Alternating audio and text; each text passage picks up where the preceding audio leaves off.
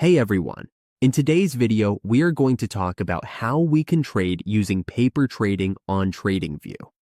We will explain how it works and why every trader should try it before risking real money. This is one of the best ways for us to practice strategies and build confidence without any financial risk. Let's get started. In this video, we will introduce the basics of trading and show how we can use paper trading in this free environment. Now, let's go.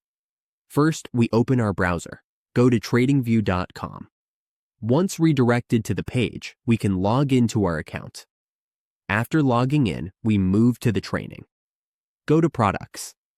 Under Products, we can see Supercharts. Click on Supercharts. We will be redirected to the page where we can see different graphic charts of markets.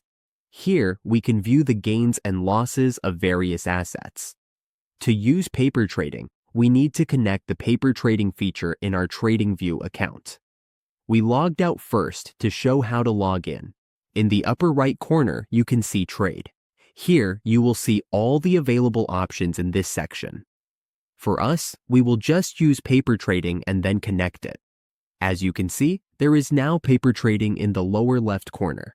This means we are now connected to a demo account. Paper trading is a simulated risk-free way for us to practice buying and selling stocks, options, or other securities, using virtual money instead of real capital. It is also called paper trading, virtual trading, or demo trading. It lets beginners learn market basics and allows experienced traders to test new strategies in real time without financial loss. It is risk-free because no real money is involved. We can experiment, make mistakes, and learn without any financial consequences while trading. Now let's focus on trading.